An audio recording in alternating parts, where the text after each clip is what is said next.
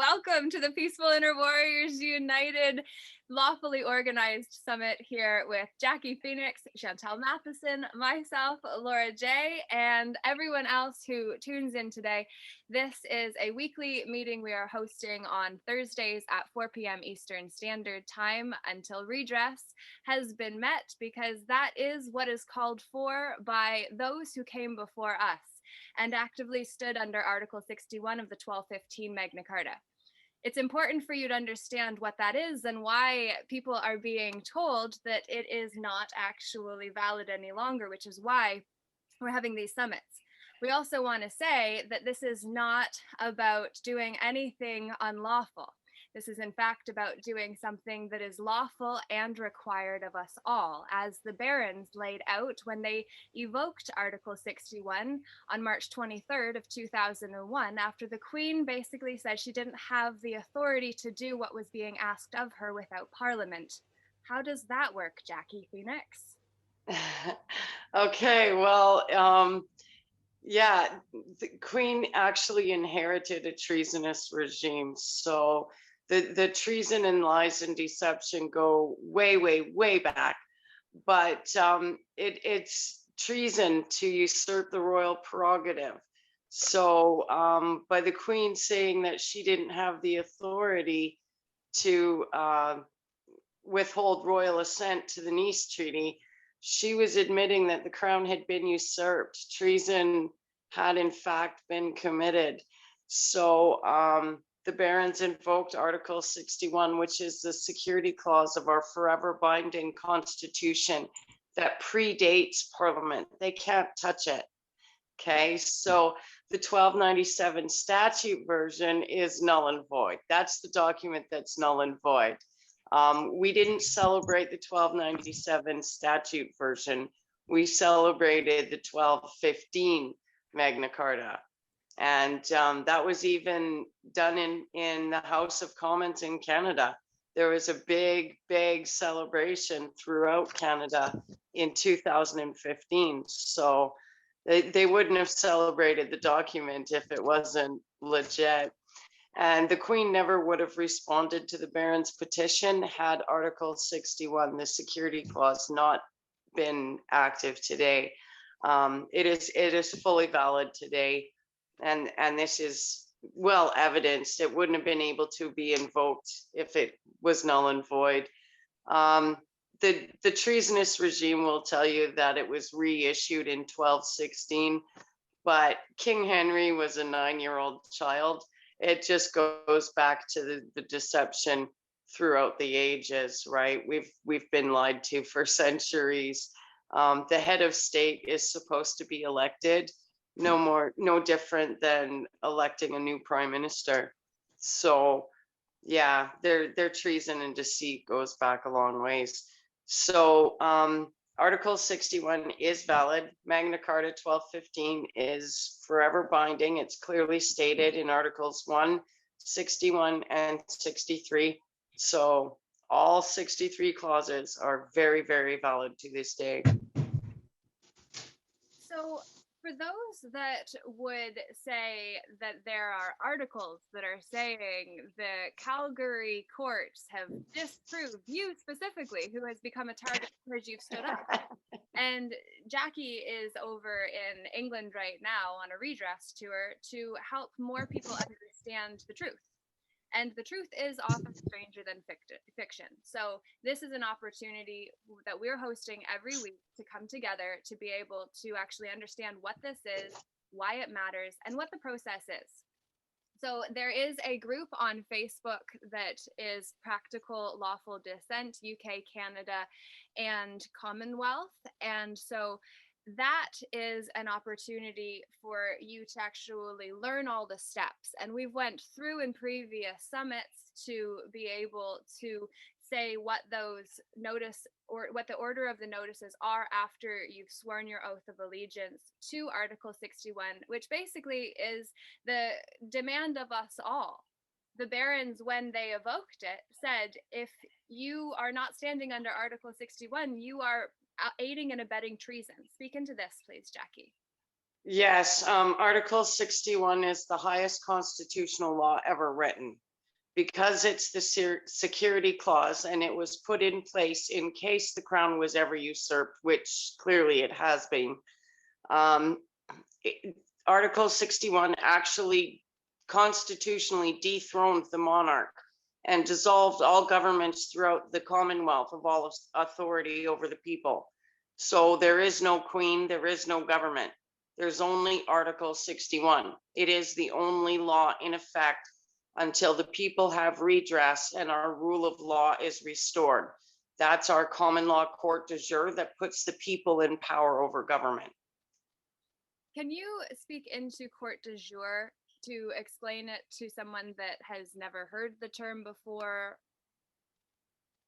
Okay, well, our court de jure is based on jury trials with full jury nullification. And what that means is if an accused has actually technically broken legislation, but the jury comes back with a not guilty verdict, that's jury nullification. And that statute has then been deemed unfair by the jury. And the process immediately begins to remove it from the statute books. Then we have something called common law private prosecution, in which case any member of parliament involved in creating that legislation can then be privately prosecuted free of charge. There's supposed to be juries in every single courtroom throughout the realm with full jury nullification at all times. That's it. It's what allows the people to be self-governing. And it also allows us to hold our public servants accountable. All acts and statutes must first fall within the confines of our Constitution. That means they can't cause us harm or loss or be fraudulent or deceptive towards us, and they can't breach our peace. And clearly, everything that we're seeing today violates all of those. So if we as a people actually came to understand that we, not a monarch or leader of any constitutional anything, if we understand we're sovereign beings, then we understand we can actually change the law. Because if we actually do our due diligence, which is what's being asked of us right now, and we go forward with this, one individual can change the law, which means yes, a lot of that's a lot of fear for the ones that are in power, that were expecting us all to be the little sheep that ultimately were told we didn't have any power, and we needed a middleman between us and God, and we needed a middleman between us and government, and we needed something in between us and our power, because that has been the most convenient way for the ones that have been given power freely by the people that thought that was required. They can now be held personally account, because in our constitutional laws, the constitutional caution card says that if you, who are trying to impose these treasonous orders, continue to do so, despite our having advised you that we are aware that we are sovereign beings and it is not some president of a corporation that is the monarch we've been told that is, then you can be held personally liable. Gallows is punishment, which means death by hanging. And it's not even an or, it's a gallows punishment and personal asset stripping of everything that you have been selling your people out in order to acquire can be taken from you just as fast. And if you think that you're going to be protected by a position, then you just watch any of your other colleagues that have went down because they didn't play according to the rules anymore. Exactly.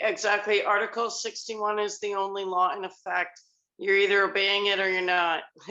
So those who are standing under oath of Article 61 are actually obeying the law by rejecting this treasonous regime as the law demands.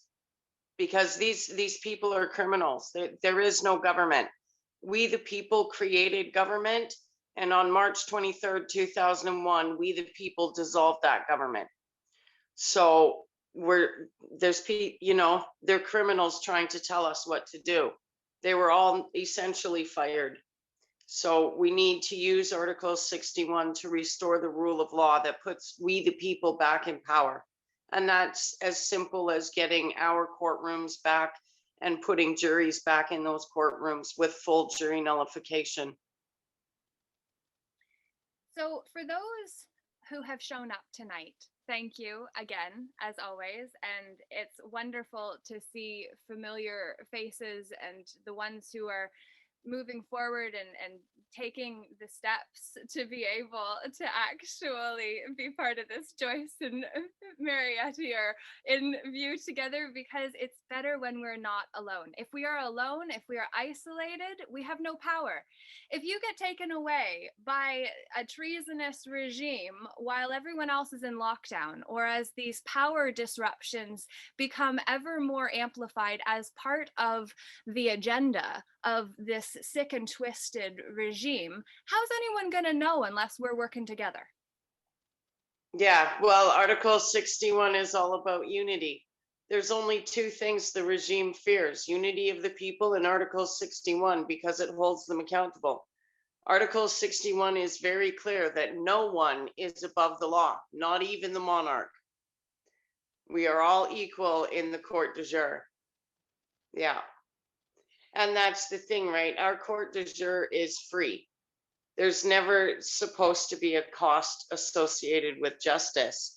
So right there, the fact that they're running our courts as corporations to earn profit, that should concern people. You know what I mean? How can you get true justice when there's the almighty dollar to be made? Well, the fact that divorce has become such a, oh, wouldn't want to be the man in that situation, the fact that that's been okay for as long as what it has is a reflection of just how corrupt this is. And the fact that it's not okay to just say, if it's not broke, don't fix it. Well, it's broken. And we are being called to fix it. And this is how we're doing it. So I feel I sound like I'm on my little soapbox. So I want to see if anyone else has anything that is wanting. Chantel? Yes.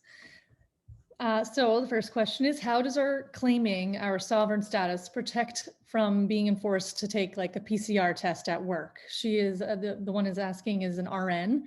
She's required to renew her license every year. She wants to know if she can refuse to register if sovereign. Can I work as RN if sovereign? Okay, well, the thing is, you have to be using Article 61 effectively. So definitely learn your stuff, learn the process, know what you're doing. Definitely cover all your bases with treason notices beforehand. That means going after the health minister on both federal and provincial levels, as well as your provincial healthcare provider. I'm from Alberta, so it'd be Alberta Health Services out there. And definitely go after anyone that you have to register with. Like, yeah, she'll know who she has to deal with in that regard.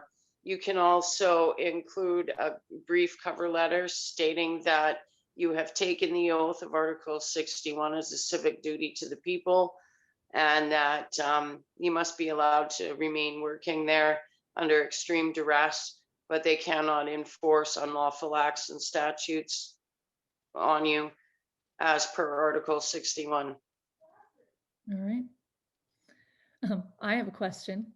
So I don't know if Marietta told you that I got a speeding ticket the other day and I just kind of didn't do anything that I was supposed to. And so now I have a speeding ticket that I have to deal with. Can I just pay for that under duress as of right now?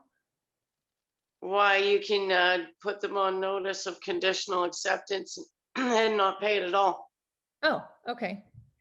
So there are people. I had feedback from somebody that had watched the last episode that we had done where the question about your speeding ticket was asked, and the perception from people that don't understand what this is it's like, why does she think she didn't have to pay, or why does she think she shouldn't have to pay, or why does she think she's above the law? And there's a lot of that. I don't think I'm above the law. Article 61 states that no one is above the law. Okay, if there is no victim, then there is no crime. It's that simple. Common law: cause no harm, cause no loss, commit no fraud, and keep the peace. There must be a victim. So just getting a speeding ticket is not a crime. All right. So It's actually a crime against Chantel because it's causing her a loss. yes, absolutely.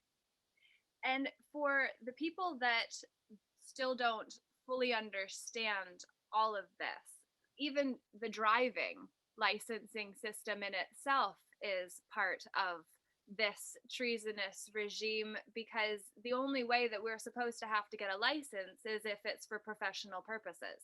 As Yes. travelers on this planet, we already came in here fully provided for and able to freely travel. Exactly. So it's all of these things that if we don't know, then we can't do anything about it. I see there's another question, Chantal. Yeah. As claiming sovereign status and an employee currently having taxes taken at source, how can I have refused to have taxes taken and still keep my job? Okay, well, you can have an open discussion with your boss, or you can put the accountant on notice and conditionally accept the fact that the taxes are being taken off, or you can go straight to the tax source, in which would be Revenue Canada. Okay. Another question. Also, your first notice. Oh, is this just to me, Joyce? It says to me directly. Also, your first notice has to be received by cops before sending notice of conditional acceptance. Okay. Yes. So I did send the first. Yeah, as long as they've received the first notice of your lawful standing. Okay. So the first notice of the lawful standing is after we've signed the oath. Then that's when we have then sent forward the first notice to the cops, courts, and council. Yeah. So 3 separate notices, which are all available in the Practical Lawful Descent UK Canada Commonwealth group. And when we've sent out those notices, it's basically letting the institutions understand we're not playing in their realm. Yes, it's doing that, but you're also making the formal complaint of treason, because under English constitutional law, if you do not report the crime, you're guilty of the crime. So after we've put them on notice of treason and then followed up to actually make sure that not only did they receive it, which we can tell by the fact that we send all of these notices by registered post, then we actually go to our local police station and put them on notice and make sure that they're aware that we sent the treasonous evidence that they are meant to investigate, and now we're imploring them to actually do it. Yes. And the notice of conditional acceptance that Chantel or anyone else that is feeling that what was issued to us was not lawful is basically to say, we'll pay it if you can prove you have grounds for me to do so. What we've been so we're asking them to prove that they have the authority to make those demands, and they don't, because like I said, Article 61 constitutionally dethroned the monarch and dissolved all governments of their authority. So they have no authority to make any demands on anyone.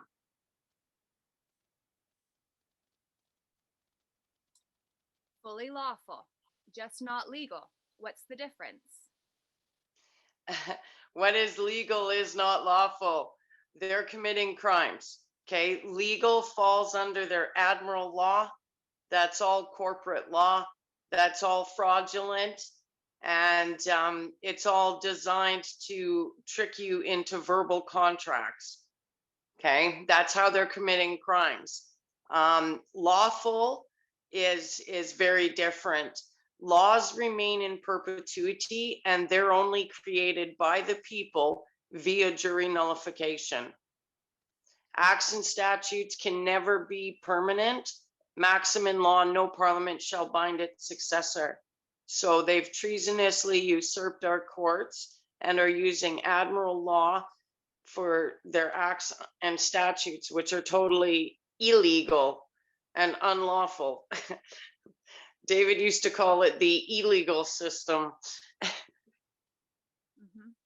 And so David Robinson was your mentor who devoted 20 years of his life to creating everything that we now have access to.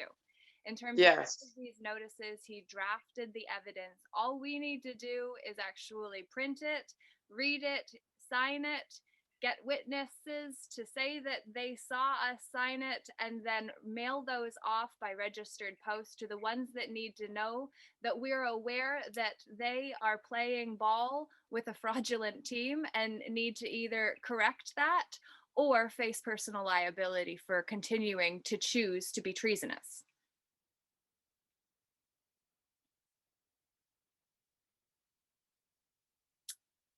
I must be the one that's frozen. No one else is frozen, but I am. You guys there?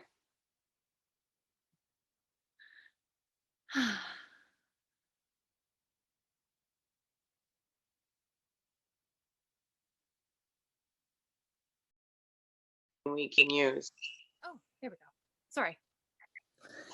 That's okay. So the only difference is they're not holding the criminals accountable. Yeah, okay. Natural law is something we are all born with.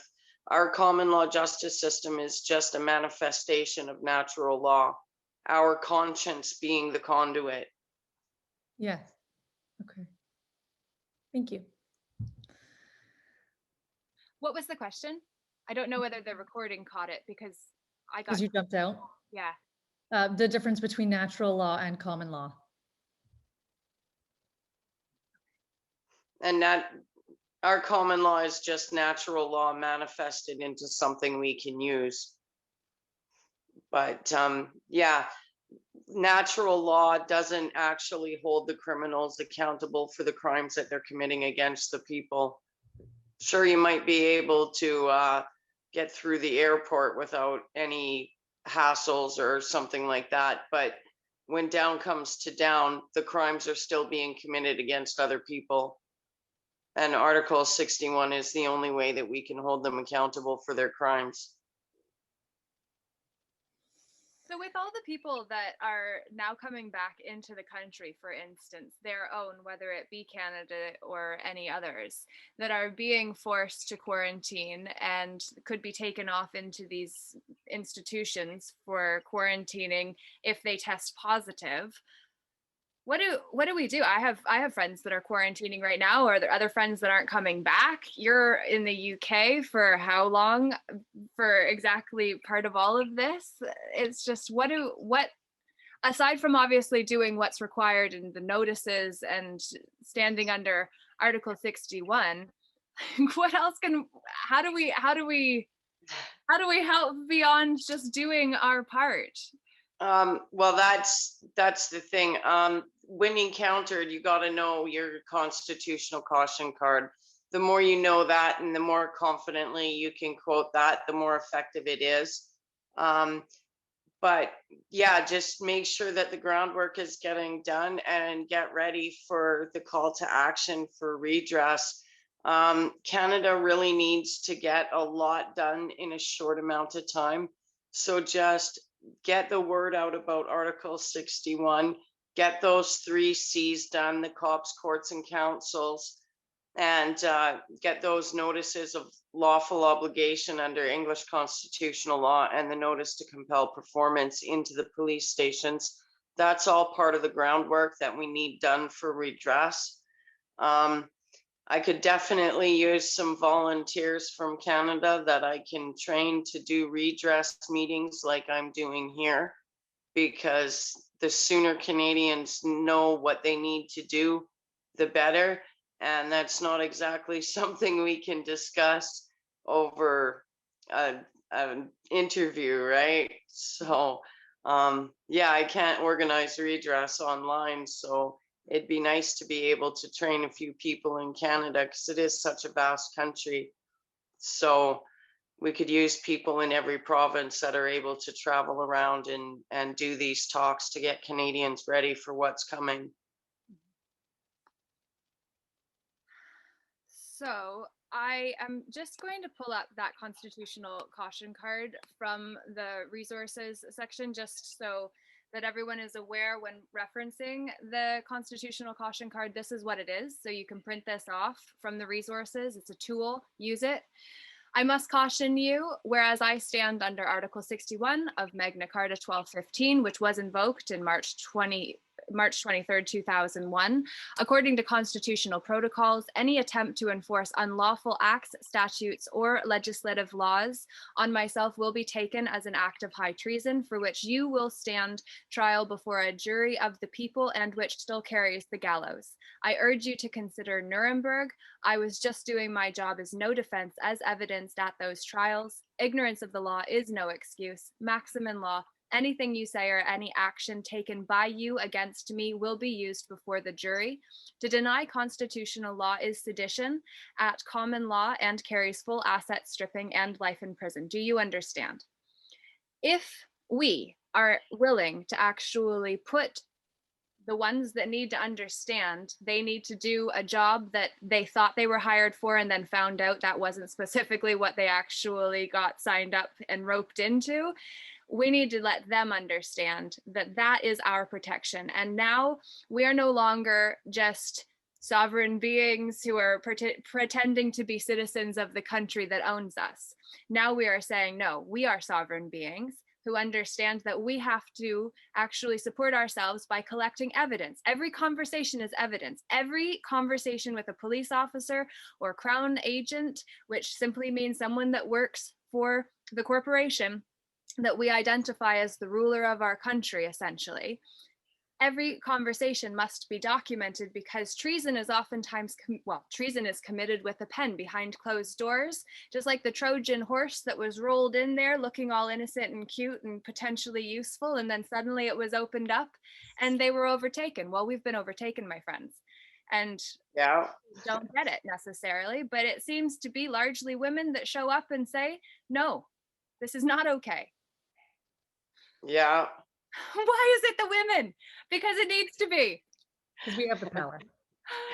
It's the women because we're the ones that can see that the threat is actually to the children. It's that motherly and grandmotherly instinct coming out in the women. Yeah, definitely. But treason is a war that's fought with a pen. Article 61 is our weapon, and we definitely need to get using it. It's all about putting the right people on notice and being ready for the call to action, because it is coming very, very soon. Well, if people don't understand that based on what's going on around the world right now, it's a choice of remaining ignorant because it's obvious that what is happening right now is not okay. We feel it within our hearts. And right now, we have gotten into the trap of spending too much and having too much debt to think that we have a choice otherwise. But right now, what people don't necessarily factor into this is that there is a spiritual war at play and our souls are being fought for, our bodies are being fought for. That is the territory. And if we don't proclaim our sovereignty, then our DNA gets changed into something that is patentable, just like a GMO product. Yeah. Well, it's all there in their evil Agenda 21 and stuff. We've got all the documented evidence dating right back to 1942, proving that the European Union and the United Nations is in fact the Nazi backup plan in case they didn't win the war militarily. World War II never ended. They just changed weapons. Well, that was when they put the propaganda box straight into the people's homes and then told them to trust the programming. Yeah. Yeah, everything that we see today is falls completely in alignment with the Third Reich by definite Nazi propaganda all the way, even right down to the forced vaccinations and stuff that they're mandating now. Well, in Agenda 21, it talks about the backup virus that would come after that would have be a quad strain with HIV. And what are we now seeing with these trial experimental injections that people are signing up to take like good citizens? And please don't misunderstand, like my heart is so with these people that think they're doing the best thing for the people, but understand your body. You don't, like, we're made perfectly whole. Like, we're perfectly imperfect, and yet we don't need synthetic ingredients going inside of us to alter what was already perfect before. Yeah, exactly. All right, I have a couple more questions here if you would like me to ask them now. Okay, so Jackie, you say that we serve notice to Baron, then serve notice to courts, Don't constable. put the barons on notice. Do not put the barons on notice. What would They happen? are on our side. What would happen if they were put on notice? Just out of curiosity. You'd probably end up with one very angry baron.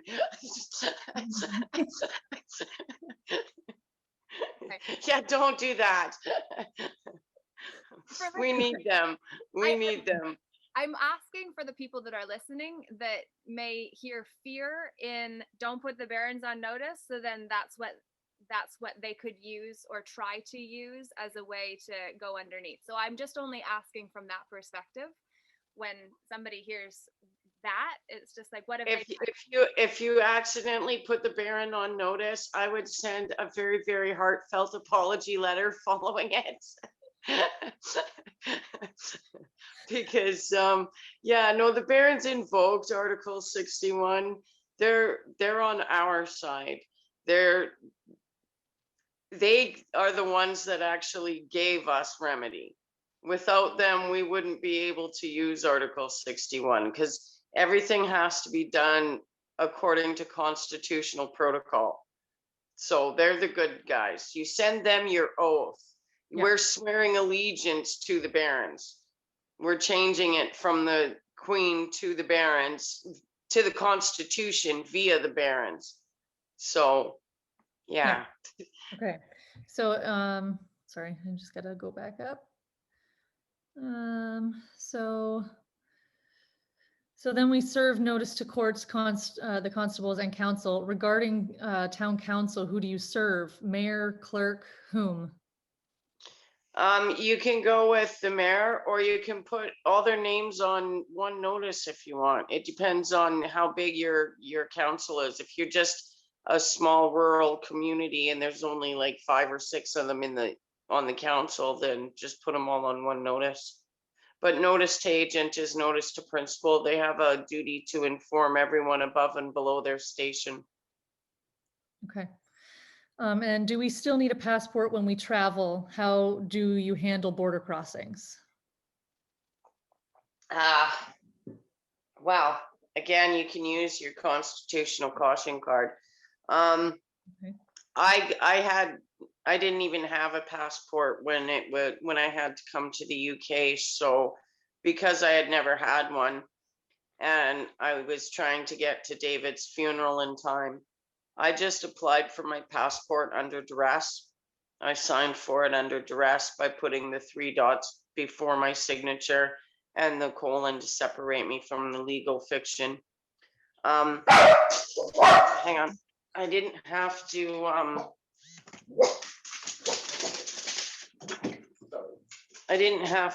get a visa or anything like that because as a Canadian, we have the right to abode. So I didn't even worry about that. You have a new friend. What's the semicolon piece? I knew the 3 dots before the signature, but where does the semicolon go and why? The colon goes right before your last name to separate you from the legal fiction. Okay. So we do ... our first part of the signature, colon, and then our surname, which is our house. Yeah. Okay. I didn't know that. I didn't know. Yeah. And I didn't need to apply for a visa to come here because we've got the right to abode throughout the kingdom. So a lot of Canadians just automatically apply for the visitor's visa when coming here. It's actually not necessary. Okay. All right, so next, when we actually address the cops in person, can you do this with the clerk who you need to deal with, or how do you proceed? Pardon? I didn't get that question. When we actually address the cops in person, can you do this with the clerk who you need to deal with, or how do you proceed? Oh, when you're putting the clerk on notice, you send it registered mail to the courthouse. Okay. So you're talking When- about the notice of lawful objection and notice to the police, which is the first document that has chief constable on it that gets mailed out. And I think Chantal's talking about the separate process that's outside of the 5 notice process. Where you Yeah, that's only to police because we want them to do their jobs. That doesn't go to the clerk. So that's a separate process. Can you speak into the separate from the 5 notice after the oath process? Yes, the notice of lawful obligation under English constitutional law, because the police are under oath, so they work for the people. They're there to protect and serve the people. So we need them to do their jobs and investigate the treason. So when we serve them the notice of lawful obligation according to English constitutional law, we are telling them that they have a job and a duty to the people to investigate the treason matter. We are also serving them with the case study for the FCO 30-1048, because that is the treason document that we need them to investigate, and they haven't been doing that. So David did up the case study as to kind of give them a guideline on what they needed to look for in the document. It's basically making their job easier for them. And if they still haven't done that, then we serve the notice to compel performance. That's the FCO 30-1048 there, yeah. Yeah. So this It is our most damning piece of treason evidence. So we have all of that right there. And when you go to the first notice sending to the chief constable, this is the last link there. And it's also the one that gets attached when sent to the Crown agent as well. So it's a 224-page document. Yeah. That is a long That one. document was actually hidden from the public for 30 years. And when was it revealed? 2001, I believe. Or yeah, 2001 or 2003. I think the document was written in 2000 or 1971, and it was actually put into effect in 1973. That was during the Edward Heath administration.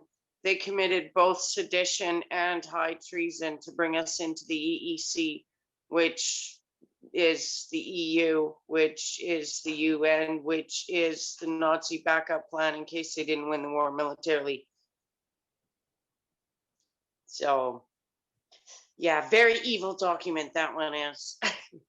So those ones, that's part of the notice, and then the coming in to actually have the conversation is separate. Pardon?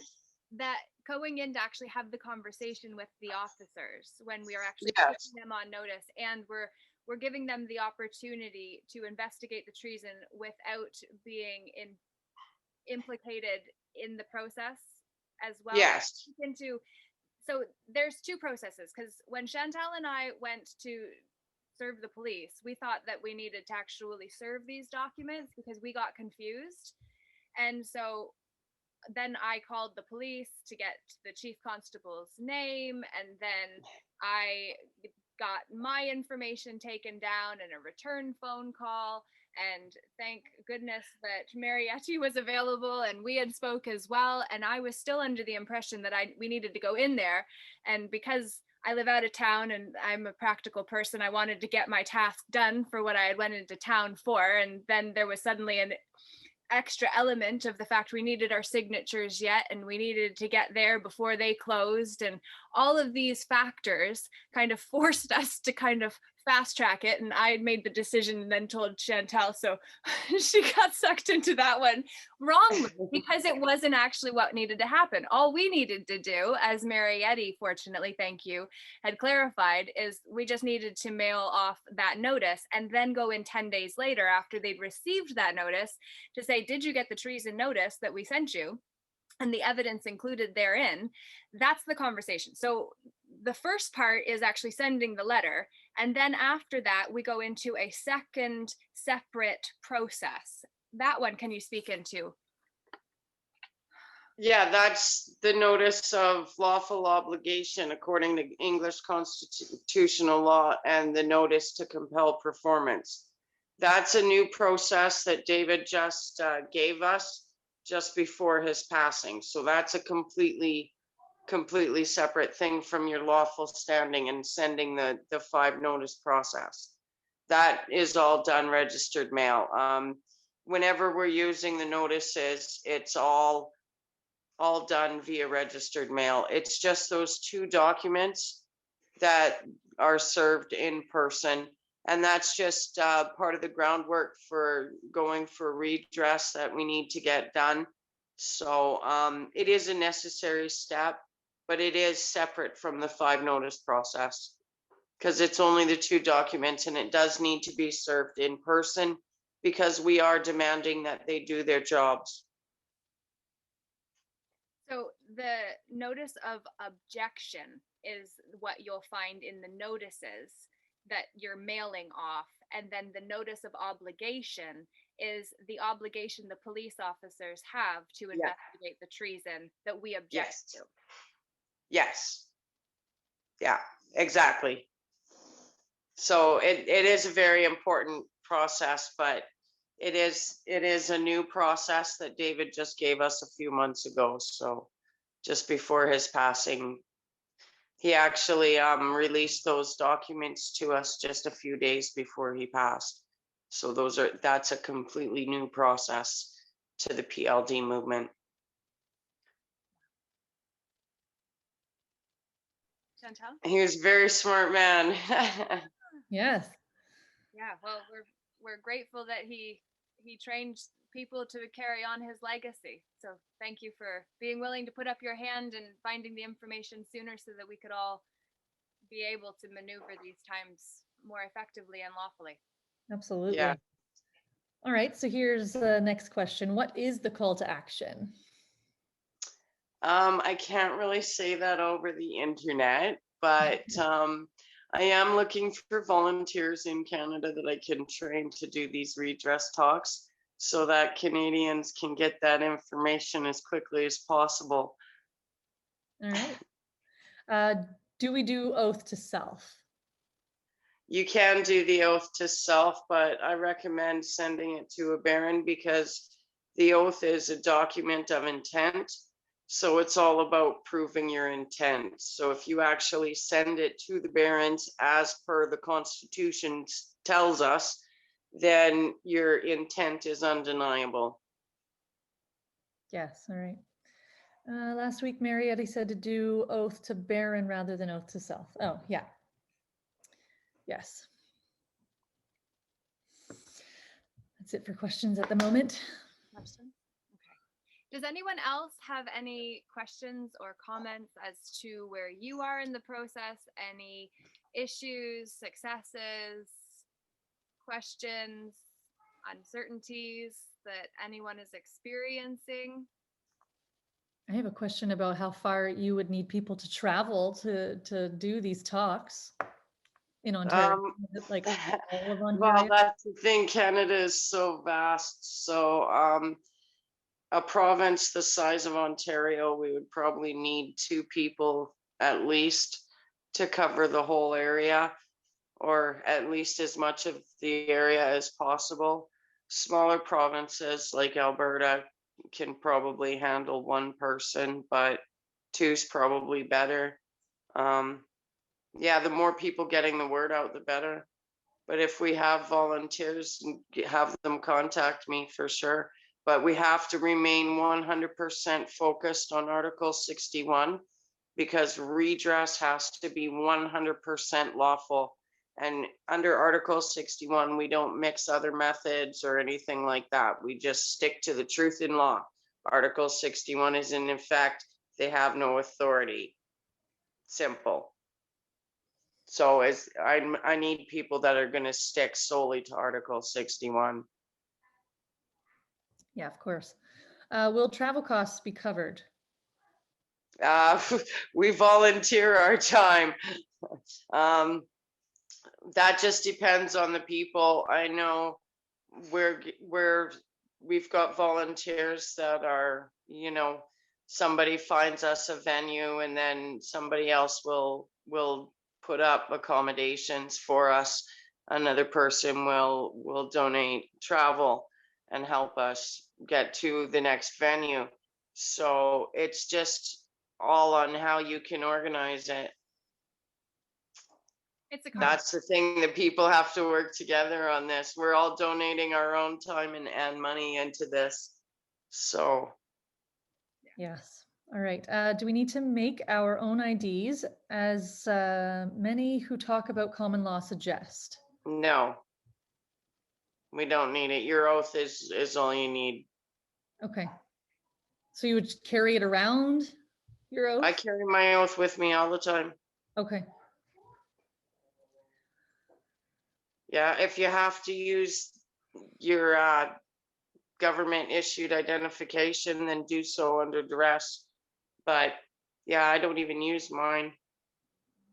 And there's no other like identification card that you can get that says you don't need it. Okay. All right. Yeah, I wouldn't order anything from the CLC because it's completely a fraudulent joke. We can't by law support them. So yeah. CLC is common law courts. Yeah. You don't need any of that. You don't need to register your birth. You don't need new identification, none of it. And it's actually all unlawful because they're using unlawful UN legislation. So you're not saving yourself from anything. All right. How many people in each town are needed for redress? We'd like to at least get as many of the bigger venues as possible. So I'm looking at probably 100 to 150 people within the bigger venues, at least, for what we want to do, if not more. Okay. It just depends on what you're looking at for your call to action plans. But that'll all have to be discussed once we've got a good team of people ready to go for redress. How would you go about trying to gather people to do this? Well, like I'm doing right now, going from venue to venue, letting them know what the plan is. The people are all excited. Once they know the plan, then they're, yeah, let's do this. Yeah. But just like in my area, there's not many people in our area. There's not many people who are even interested in standing up. Okay, well, you might have to drive to a different venue for the day of redress. Okay.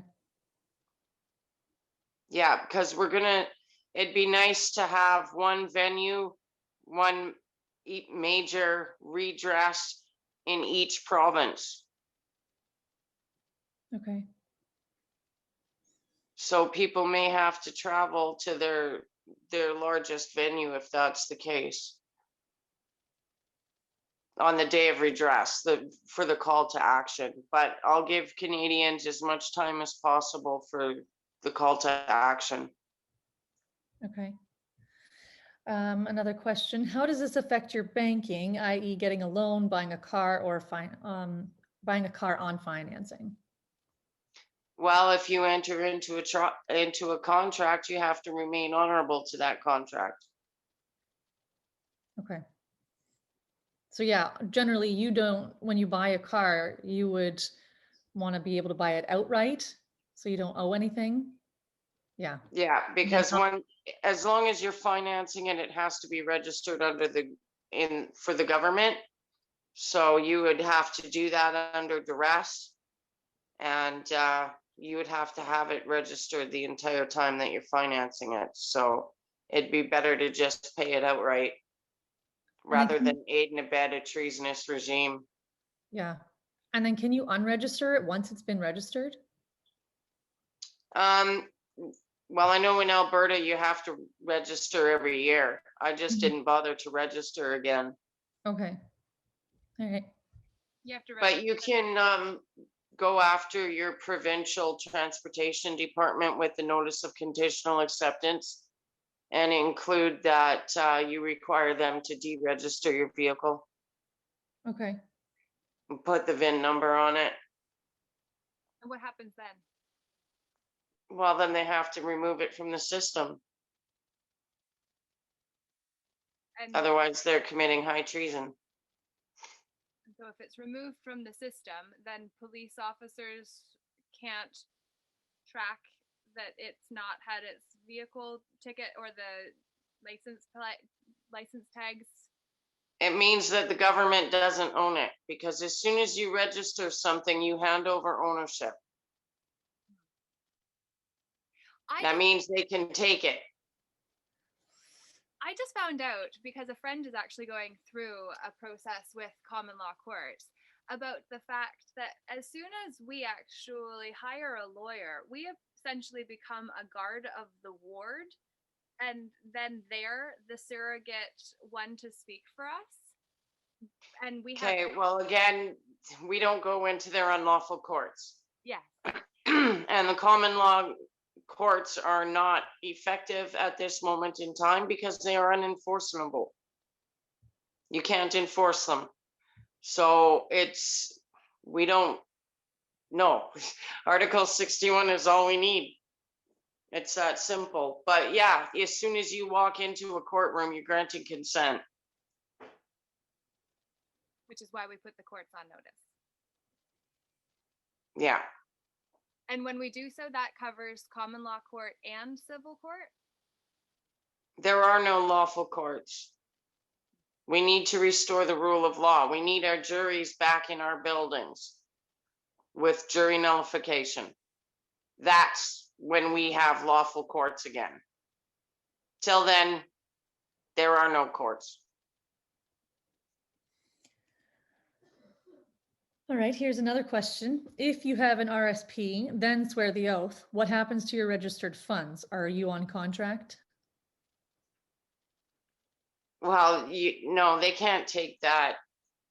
Your retirement funds are still your retirement funds. That's your sweat equity. So you don't lose any of that. Okay. I saw that in an interview that Sasha Stone had done with, who was that? Her name is Bibi. She was arrested and Bibi Bacchus. Pardon? Bibi Bacchus. Yeah, Bibi Bacchus, and she was saying about that when our Sequi V of 1666, when our trust was created in our name, we actually apparently get a pound of gold per pound of our weight at birth. We actually are worth our weight in gold long before the Sesquiv Act.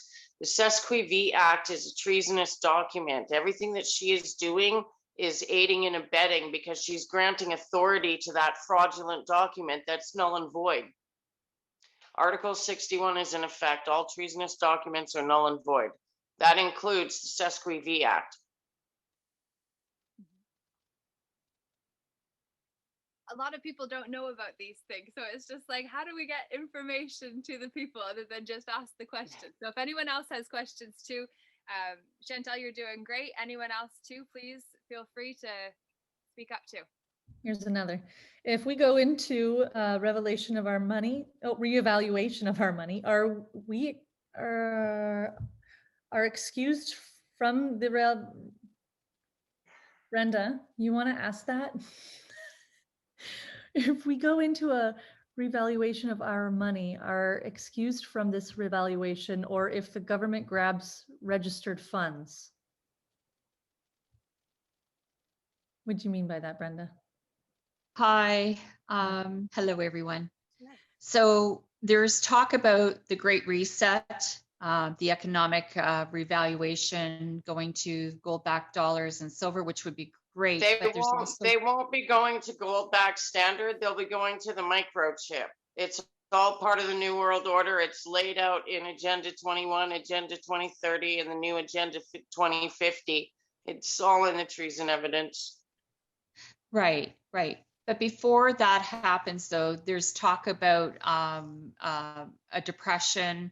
There's talk about revaluing the dollar, and It's I know all that, everything that they're doing is to implement the New World Order.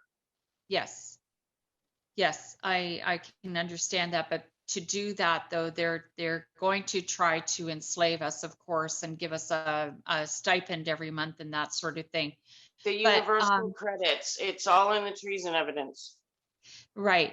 But like in South America, I think in Venezuela, what they did was they grabbed all the registered funds. And okay, where's the question here? So can we, no, like what I'm saying is if we take the oath and we're sovereign, and like I'm the one who asked the other registered fund question, I'm fairly new to this, so I'm really trying to get, a real grasp. So the thing is, though, if they grab registered funds and you're sovereign and you're holding them treasonous, can you be excused from having your funds grabbed? You can try to protect your money, but your money's not money anyway. It's just fiat currency. It's not worth anything. We'll be going back to the Bradbury pound. So anything from the regime is not worth having anyway. Okay. How can we protect ourselves? Like I just sold my house and I've got nice wad of funds. How do I protect myself? How do I protect that? Buy gold and silver. Okay. Buy gold and silver, because we'll be going back to the Bradbury pound after we get redress. See, all of these things that they're trying to dangle in front of us is everything that has to happen under Article 61. They know how this law works, and they're trying to trick us into accepting their New World Order way instead of accepting our remedy. Right. Okay. And I know this is the remedy, and but there are so many other different ways people have been trying to claim their sovereignty, like from the Vatican and all this sort of thing. Does this play into? If it's not Article 61, it's a trap, because we're literally at war. Article 61 is our weapon. So if it's not Article 61, it's a New World Order trap. It's that simple. There's only one law in effect, the security clause. What about cryptocurrency, Jackie? That's all for them to microchip us. That's what they want. All right. There's another question here if you would like. Back in the day, in the last war, it's like protection of ourselves. The reason Article 61 is the protection clause is because if a thief goes into the bank, they're not going to just only take the monies from people they don't like.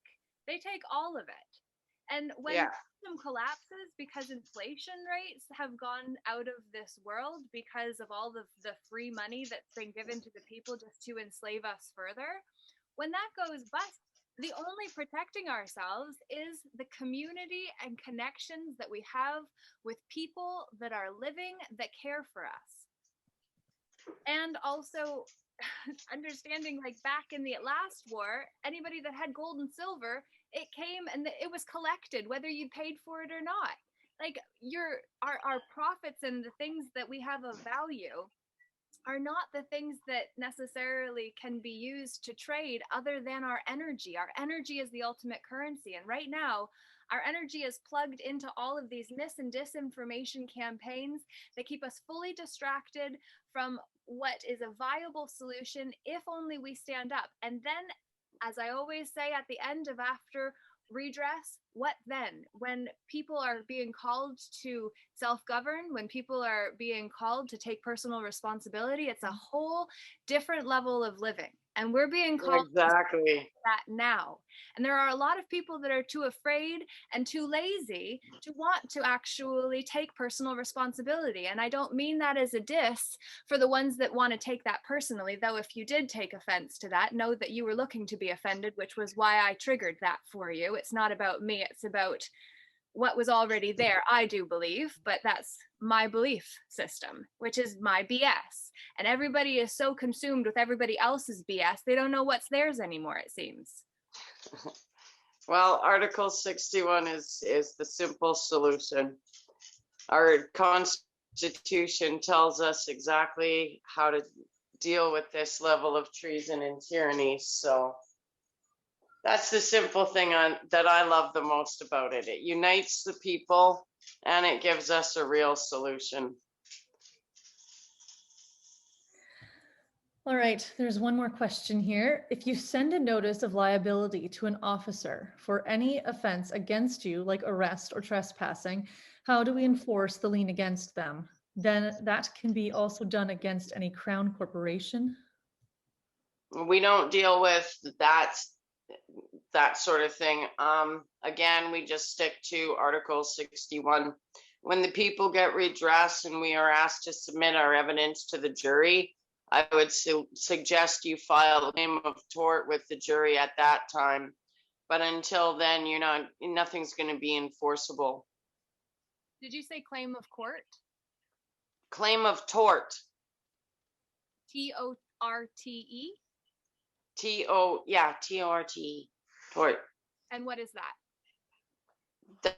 That's if you have a grievance against somebody, if somebody caused you a tort, they've caused you a loss or a harm, so you can file a claim.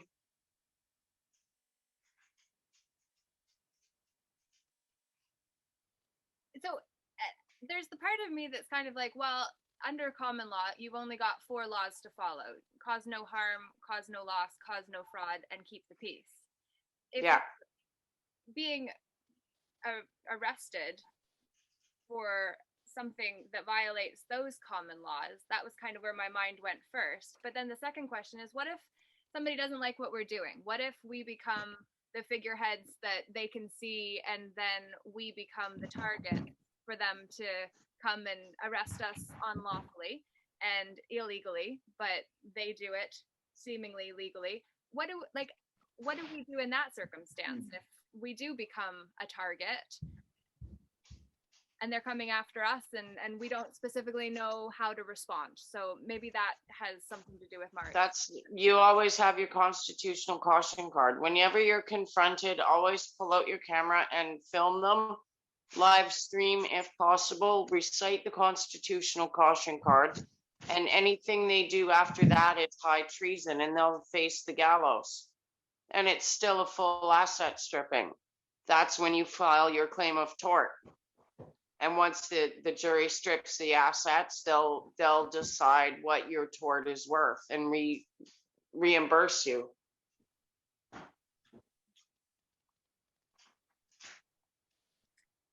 Does anyone else have a question or contribution that you'd like to make as we wrap up today's summit? Everybody's just happy to be here, happy to be moving forward, happy to see more people joining in. Good stuff. Next week, we'll come back again, same time, 4 p.m. Eastern Standard Time, to go into what this is again, just for those that don't specifically know yet. So as we do more of these, we're doing our best to get better, to get you the information you need. And what we also need is for you to ask questions. Whatever you're uncertain about, ask those questions. If you don't want to be on camera and be seen asking those questions, then message us the questions.